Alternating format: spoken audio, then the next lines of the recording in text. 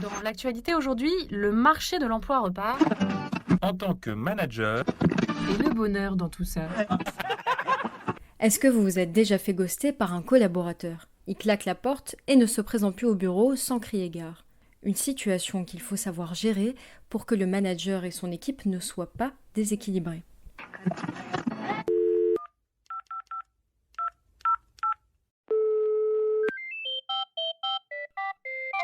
Service après-vente du manager, bonjour. Alors j'ai un de mes collaborateurs qui ne se montre plus au bureau. Il a clairement abandonné son poste. Ça faisait pas longtemps qu'il était dans la boîte et c'est la première fois que ça m'arrive. Donc je sais pas vraiment comment réagir face au reste de l'équipe et j'aurais besoin de quelques conseils pour gérer au mieux cette situation. Alors un instant s'il vous plaît, ne quittez pas. Bonjour, je suis Carole Laubry, coach d'organisation. Je vais essayer de répondre à vos questions. Comment est-ce que je dois réagir en tant que manager ? Il y a déjà un besoin de vous poser avec vous-même pour chercher à comprendre, à votre avis, quelles sont les raisons qui pourraient expliquer cet abandon de poste. Ça peut être un motif personnel familial ou ça peut être un motif qui peut être directement lié à l'organisation, voire à votre relation avec cette personne. Le deuxième point, tout comme la démission, ce qui est important, c'est de ne pas mettre la poussière sous le tapis, c'est-à-dire traiter ce fait comme un non-événement. Ça révélerait une sorte d'incapacité d'apprendre d'un événement qui est important. Il ne s'agit pas de se fustiger. Tant que vous n'avez pas plus de retour de la part du salarié concerné, vous ne pouvez émettre que des hypothèses ou avoir quelques indices exprimés par les uns ou par les autres. Donc faire l'hypothèse que 1, vous, 2, l'équipe, 3, l'organisation, est-ce que c'est une question de sens général? Est-ce que le cadre de fonctionnement était bien clair? Est-ce que la personne était bien dans son poste? Est-ce qu'elle avait l'ensemble des informations nécessaires ou au contraire la personne ramait comme pas possible, avait des consignes les unes par-dessus les autres, contradictoires, avec des injonctions pas possibles? Donc c'est aussi une façon de remettre un petit peu le nez sur les conditions de travail de cette personne, son environnement, comment ça se passait avec ses collègues, est-ce que cette personne était bien inclue dans l'équipe? Mais est-ce que je dois contacter la personne en question ? Il y a peut-être une politique RH appliquée en la matière, donc moi je vous recommanderais d'envoyer plutôt un message écrit pour vous enquérir que la personne elle aille bien, que la personne se sente libre de revenir vers vous et de vous donner des explications si elle le juge utile ou nécessaire, ou si elle a envie de le faire, mais de lui laisser cette possibilité, cette liberté de le faire.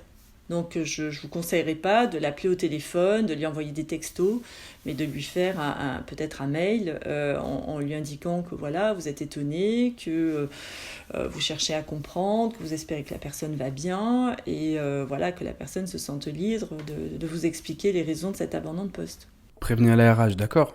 Mais quelle attitude dois-je adopter avec le reste de mon équipe ? C'est de montrer que vous êtes ouvert à la remise en question, que vous pouvez le faire bien sûr vous avec vous-même en tant que manager pour progresser dans votre posture et dans vos pratiques de management, mais c'est aussi important de le faire avec l'équipe.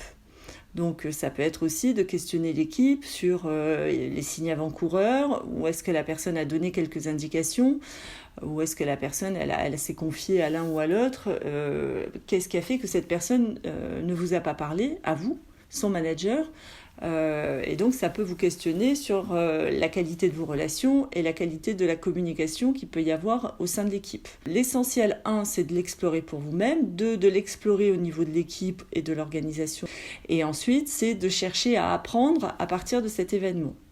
Donc apprendre vous sur vos pratiques, est-ce qu'il y a des choses à améliorer, à modifier, à changer?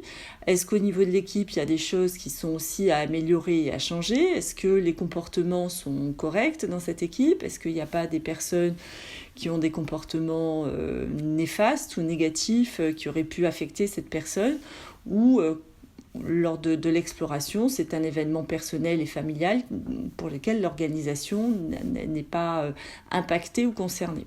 Plus les personnes dans votre équipe nourriront des interactions entre elles, plus vous nourrirez la positivité au sein de vos équipes et plus vous obtiendrez des comportements positifs au niveau de cette équipe, et plus vous aurez des équipes, ce qu'on appelle plutôt haute performance, par rapport à des équipes où l'ensemble des échanges passe par le chef en cloche, avec peu d'interaction entre les équipes, et où la communication n'est que ascendante ou descendante, et peu entre les collègues eux-mêmes. Donc c'est très important de favoriser cette cohésion par la communication et par les relations.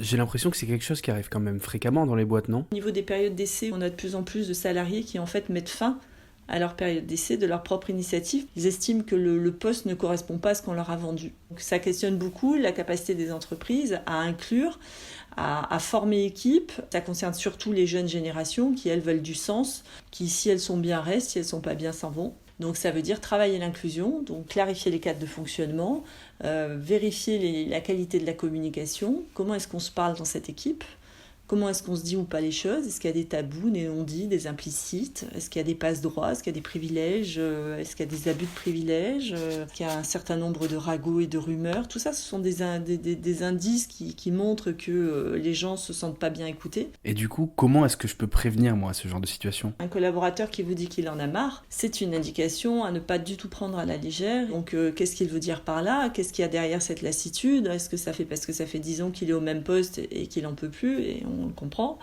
Ou est-ce qu'il en a marre parce qu'il reçoit à chaque heure des demandes plus urgentes les unes que les autres ? Faire le point de la situation, comprendre l'origine de ce qui génère cette situation-là, voir par rapport à des journées types, à quoi est-ce que vous devez renoncer ensemble, c'est-à-dire qu'est-ce qu'il ne peut plus traiter. Est-ce que c'est un problème avec l'environnement, avec l'équipe ? Est-ce que c'est un problème avec d'autres services qui fait qu'il n'a pas les infos, qui fait qu'on ne lui répond pas, et dans ce cas-là, ça peut amener une initiative de votre part ou un point avec un autre manager, ou voire même un point avec une autre équipe, et faire des rencontres interservices pour comprendre qu'est-ce qui se passe. La compétence clé du manager, c'est l'écoute. Dès que le manager est en posture d'écoute, mais d'écoute réelle, pas de pseudo-écoute où je te fais croire que je t'écoute ou je t'entends, mais en fait, je ne change rien et je fais oui avec la tête, mais dans les faits, il y a tout qui dit non. Mettre le manager en posture d'écoute, travailler sa communication et travailler sa relation avec le collaborateur. De quoi il a besoin pour se sentir mieux ? Quelle est sa demande ? Comment il veut que vous l'accompagniez ? De quoi il a besoin ? Quelle demande il peut vous faire ? Donc déjà, si vous faites ça, vous allez déjà faire un énorme travail de présence et d'écoute vis-à-vis de ce collaborateur. Et c'est déjà énorme. Service après-vente du manager vous remercie pour votre question. Vous pouvez maintenant raccrocher. Un podcast Cadre Emploi.